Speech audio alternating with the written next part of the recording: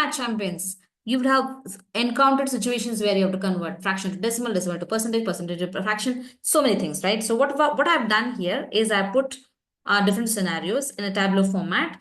In the first column, or some fractions are given. First, second column, decimals are given. Third column, percentages are given. So now we are going to try to find from decimal to fraction, fraction to percentage, different kind of things. We're going to fill up the remaining boxes. That's what we're going to do in this video. Okay. If you know to do this, go ahead and pause the video and work it out on your own.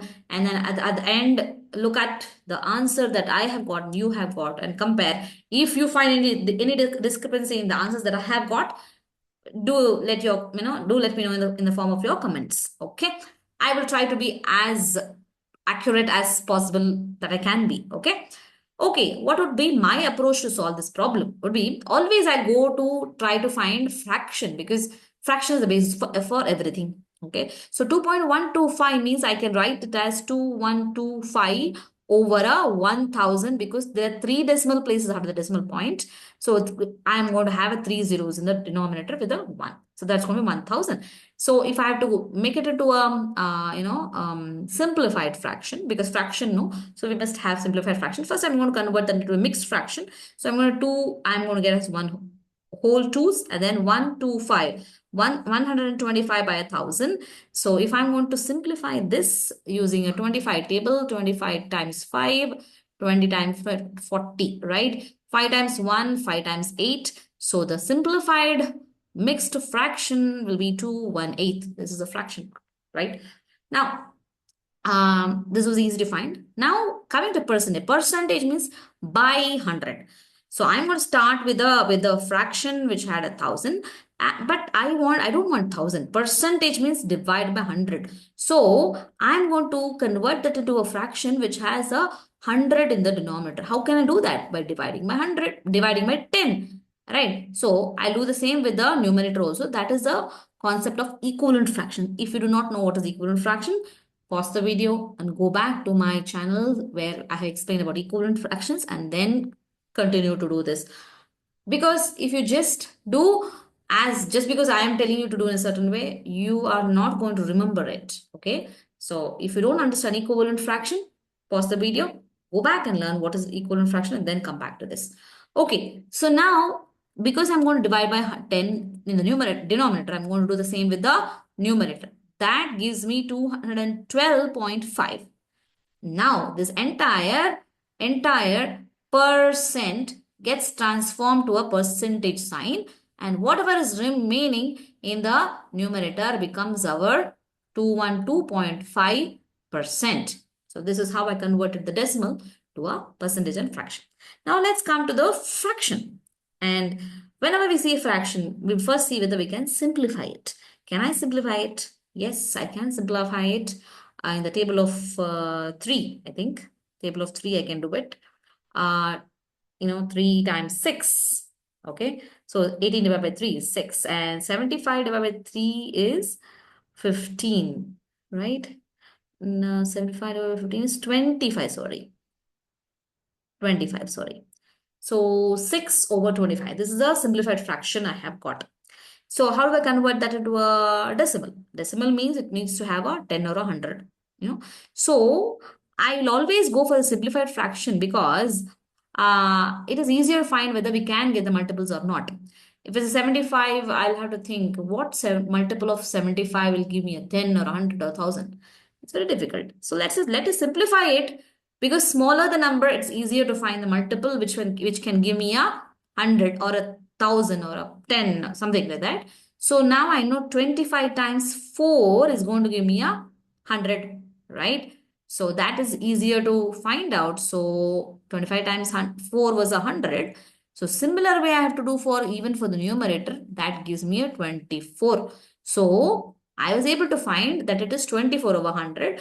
Now if I convert that into a decimal, it is 0.24. My life becomes easier by coming from this process, because 24 over 100 is a fraction that we have got already, and the percentage. So percent, 24%.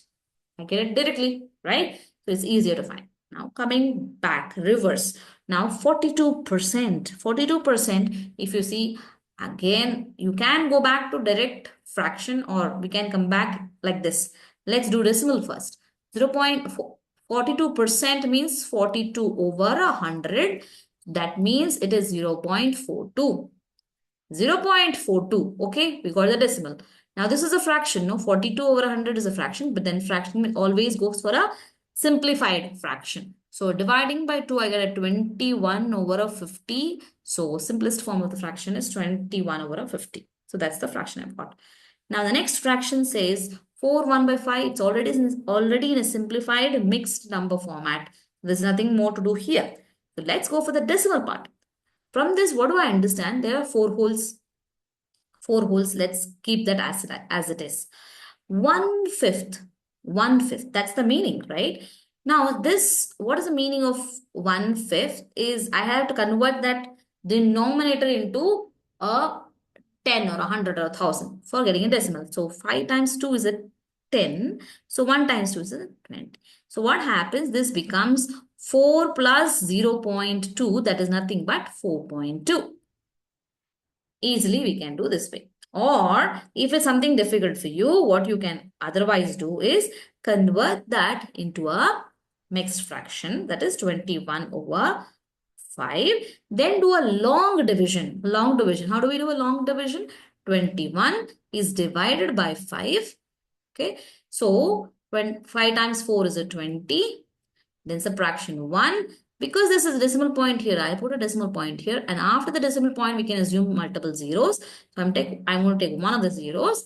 So 5 times 2 is a 10. And I get the same answer, 4.2. See, the same way we got. Why I showed you the long division method is also, sometimes it's not directly possible that there's whatever that simplest fraction is there. Directly you can't get a 10 or 100. How do you do that then?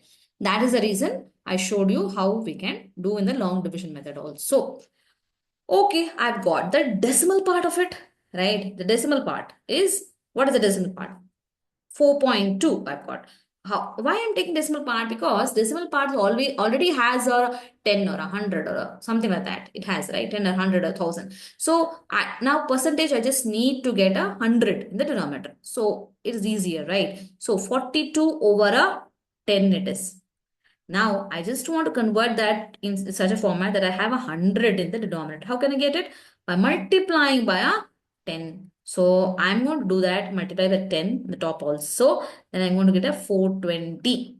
Now, this percent over 100 becomes a percentage sign. It is a 420 percentage. So, this is how you convert different things to different ways. I hope you enjoyed looking at the process I am doing it. And if you have done it, before I have done it, kudos to you, congratulations, you've understood and implemented the concept of fractions, decimals, and percentages. And thereby, I congratulate you that you have mastered some of the concepts of mathematics, arithmetic in mathematics. I'll see you in the next video with yet another interesting way of doing mathematics so that you can fall in love with math. That's how math champions are. They enjoy what they do and they know why it is, how it is, everything, right? I'll see you in the next video. Until then, bye-bye.